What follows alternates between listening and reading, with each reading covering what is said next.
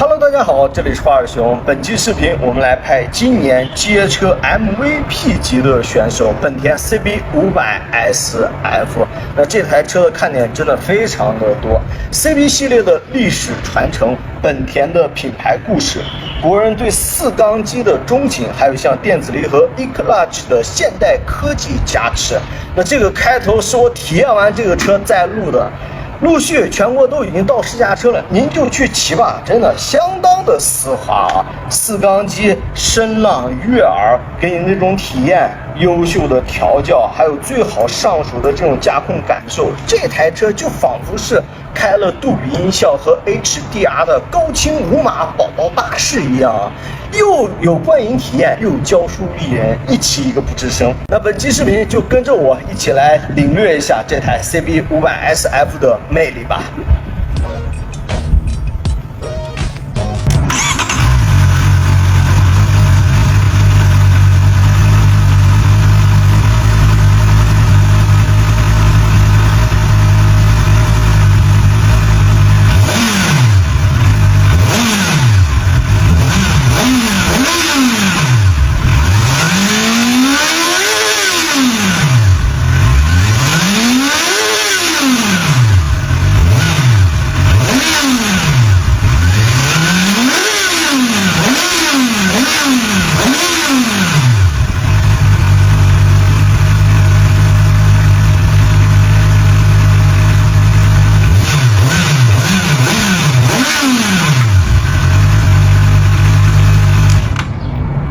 接下来我们展示一下500SF 的骑乘三角，先跨上来把车掰直啊！我今天身高是170，必然也是170，范围体重75公斤左右了。双腿自然垂直的话，刚好可以做到全脚掌着地。那车辆的坐高还有参数，我们把它打在旁边。我自己的感受，结合它的数据，170、180，只要您不是特别壮硕，骑这台车的画风应该都是挺和谐的。而且160、155几可能过来需要试一下，165左右的，我觉得应该都可以驾驭啊。脚踏位置在这里踩上来，腿部成一个自然的弯曲状态。车把没有很宽，握把手肘还有一点弯曲余量。我们日常打个方向，这种掌控感还都可以啊。不过这台车是个4缸机，我跨上来感觉它比我想象当中车辆要重那么一点点啊。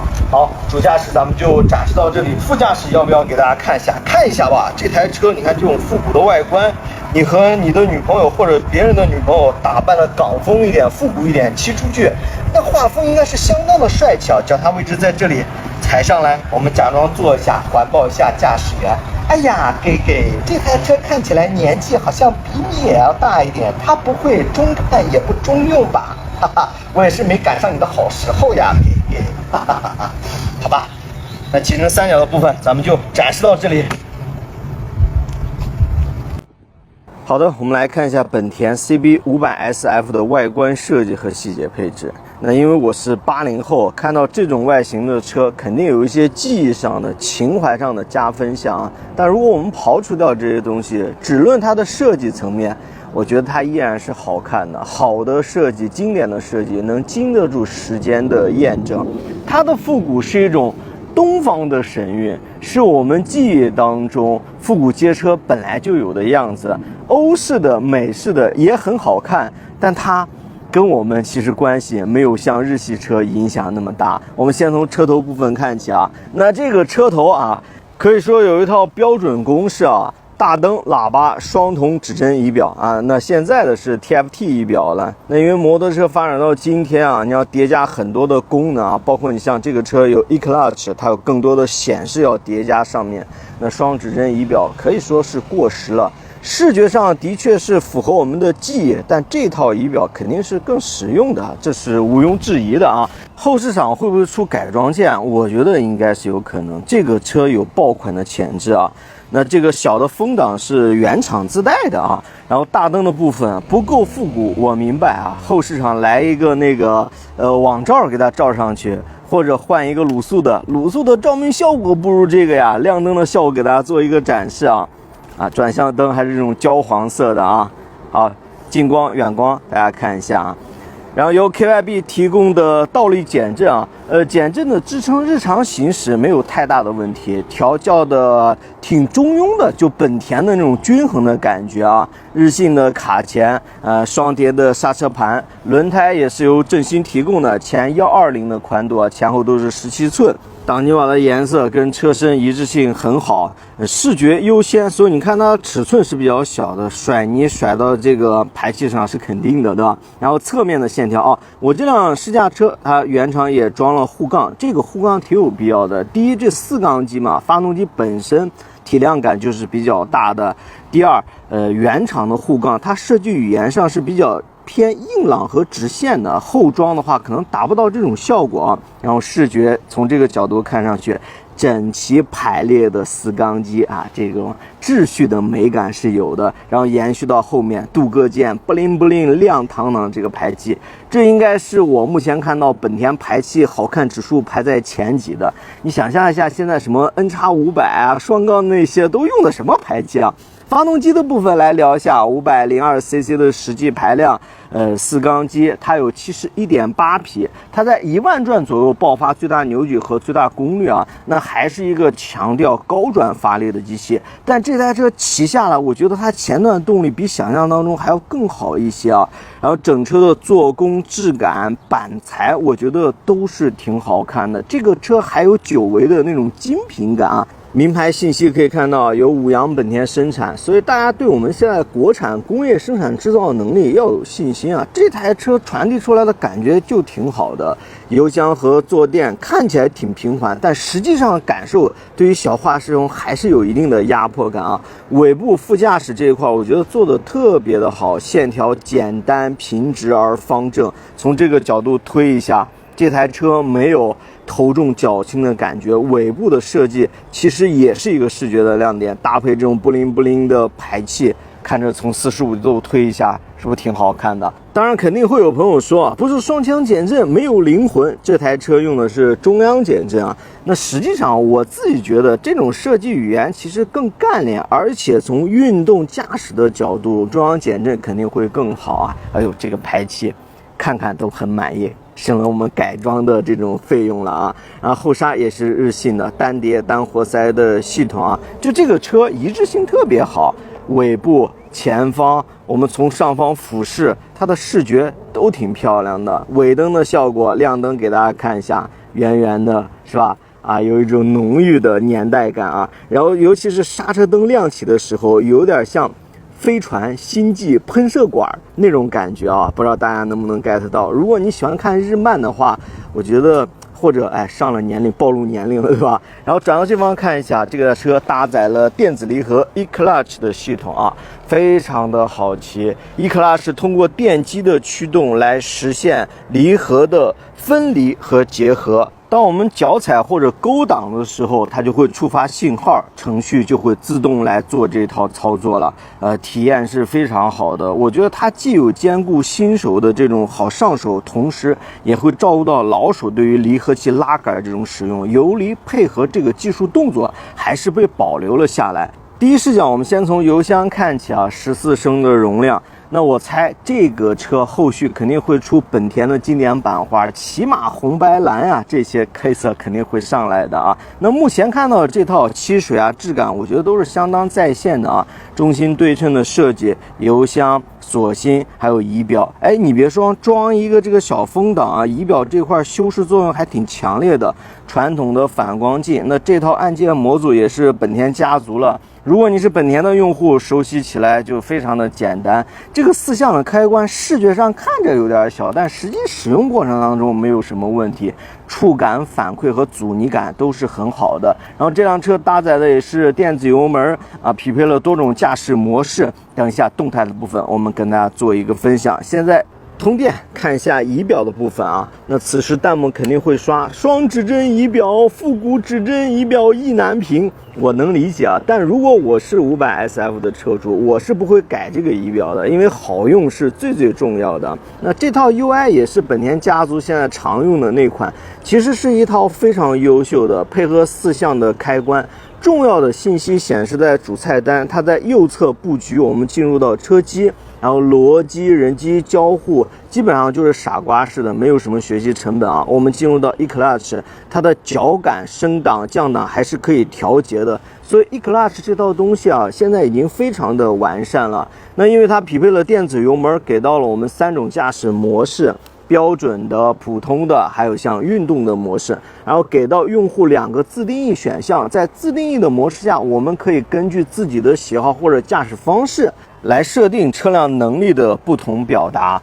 我觉得标准模式非常的丝滑，运动模式有 CB 系列好玩和爽感的体现。这台车啊，一定要去试驾。今天体验过 CB500SF 的用户基本上都给出了超过预期的评价。那骑这样一款个性有腔调的车型，一定要搭配同样优秀的头盔通讯设备了。今天给大家推荐的依然是我一直自己使用的爱骑士幻影 Plus 啊！你别看我配的是个黄色，它其实支持多彩换壳，有5种颜色选择，我们可以根据自己的喜好和车身颜色自由搭配。连手机、听导航、欣赏音乐只是它的基础功能。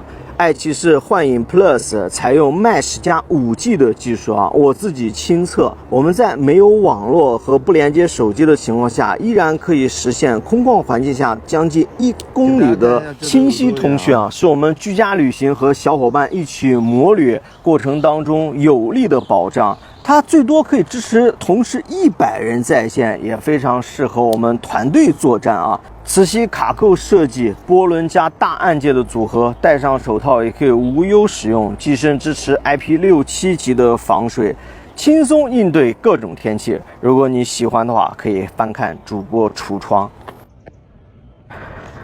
好的，我们来拍一下本田 CB500SF 的动态体验视频啊。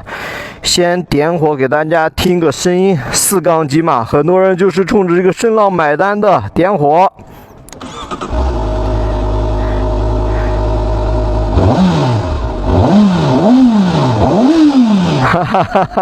果然是好听啊！我们现在是标准模式 eClutch 电子离合是开启的状态啊。那 eClutch 就是有一套电机，它来帮助我们分离合结合离合。那我们传统当中练的油离配合这个动作就被革新掉了，所以 eClutch 就是一套全新的驾控逻辑，我觉得是未来重要的趋势之一。那 eClutch 开启的状态下，我们不用拉手这个离合拉杆，直接踩档，那就可以进入到1档。那1档的情况下，我们也可以倒车啊，也可以是蹬车的。我们到十字路口也不用直接进入到空档啊。那 eClutch 和快排最大的区别是，快排可以不用捏离合加减档 ，eClutch 可以做到，同时 eClutch 可以实现任意档位启停，它的适用范围是更广的啊。现在1档状态下，我们给油直接走，刹车直接停啊，升档不用拉离合拉杆啊，升档4档捏刹车，4档直接停车啊。图标会给我们一个显示啊，告诉我们按照现在的这个工况下应该是减档了啊，原地减档也 OK 的，4档直接起步呢没有任何问题，哈哈。油离配合离合的部分是由电机和程序来进行的啊，实现非常滑顺的起步，降档走，升档走，减速降档，过弯，加油，升档，减速，降档，过弯，升档，减速，降档，加油，升档，加油。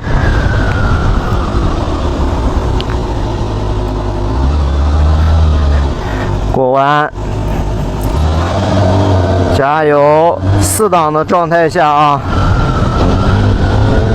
，3、4档完全可以当自动挡骑了。刹车，4档直接停车，起步啊，全程不用拉离合拉杆，是不是特别的好上手？加上又是一台4缸机，滑顺的不要的。啊，这个车把就是有点窄，不然我觉得这就是对于我来说完美的一台车子。外形我又喜欢，动力、声浪，车把好改，嘿嘿，双指针仪表好改。不过我对这个指针仪表啊没有太多的诉求了啊。车辆的轴距也很小，很轻巧灵活的一个状态。还有电子油门，3种驾驶模式，根据你的驾驶风格来进行选取就 OK 了。现在我们在标准模式下啊，然后电子离合还有一个非常大的好处，就它衔接的很好。你是一个新人，你上来直接建立一套新的驾控逻辑。你是一个老手，捏一下离合，现在就进入到传统的离合操控了啊！你要慢放离合，然后拉离合升档，慢放离合，对吧？切离合，慢放离合，走，拉离合升档，是吧？减档啊，这就跟我们日常的驾控一样的。然后你一段时间不碰离合拉杆，它又触发了电子离合，那它又回去了，升档，不拉离合拉杆，升档，无缝衔接，减档，科技改变生活呀。那么在标准模式下，这个发动机的前段其实比想象当中还要更澎湃一点啊。我们降到2档，你看给油，哎，你感觉不出来是吧？降到1档来给油，能翘头，看到没有？看到没有？PC 都闪了。啊，比想象当中前段还要暴力一点，我觉得转速上升是非常快的啊。这只是标准模式啊。升档，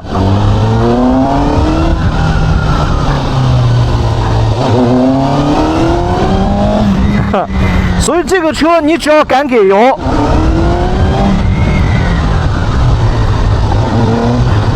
动力还是相当在线的啊。好的，我们现在把车骑出去爽骑一下啊。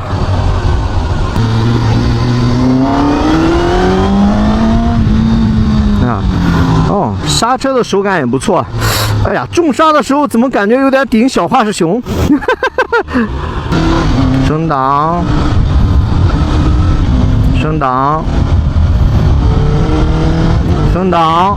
哦，电子离合的升档特别的滑顺。这个声音，这个动力上升，就是4缸机的那种特性。降档，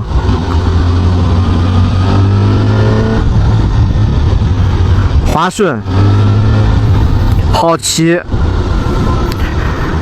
然后比想象当中运动性能的表达还要浓郁一点，因为它的轴距比较小。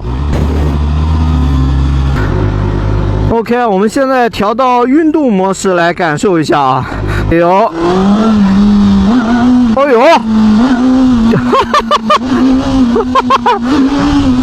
疯狂翘头 ，TC 狂闪，升档，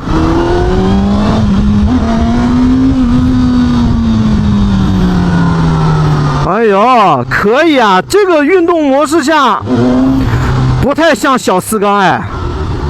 啊，当然你升到2档还是有小4缸滑顺和转速攀升的那个过程，但是在1档状态下，这个动力的感受相当的直接啊！哎，有点打破我预设的那种印象，4缸滑顺好骑，甚至有人没有骑过之前说，哎无聊。你过来试试，这个运动模式下绝对可以的。轴距小，这台车好玩啊！降一档，给油。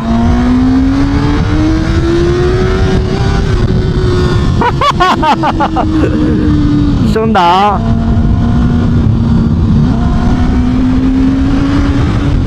哦，运动模式下这车有点小暴躁呀。跟我试驾前对它的设想或者预期完全不一样。4缸机嘛，我们当聊到这个时候就会想到平顺、滑顺。但 CB 系列作为一台运动街车，它的运动模式就应该是这样的表达，对不对？档位上来你还是可以看到，它还是一台4缸机的这种特性啊，转速上升的这种过程。好，我们把它调到标准模式啊，降档。刹车和减震的感受就是一种本田系恰如其分的好用，够用啊！你说刹车的时候有什么强烈的这种撞墙感？那没有。重刹的时候前减还有点软，你看。哦，对于小化使用造成了一定的伤害啊！所以这台车如果你真的要暴力驾驶的话，可以考虑后期的改装，对吧？目前的这些，就是一个刚好够用的状态。街道里可以适当的骑得稍微凶一点。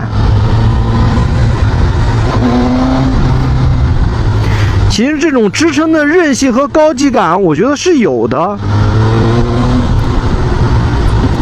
通过这种井盖的时候，这种对细碎滤震的过滤也是有的。但是它的极限或者上限并不是很高。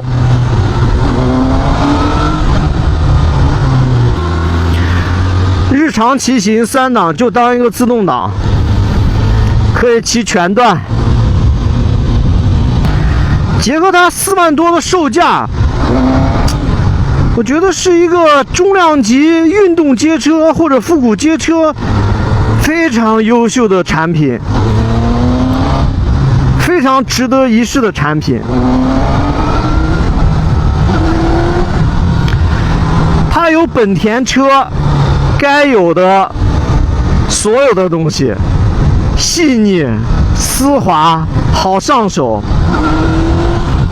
但是也有运动车款暴躁、好玩的一面，同时还有复古车、复古街车、情怀、历史延续、传承这些东西。那所有东西累加到一起，我觉得这是今年中排量街车不可不看的一台车。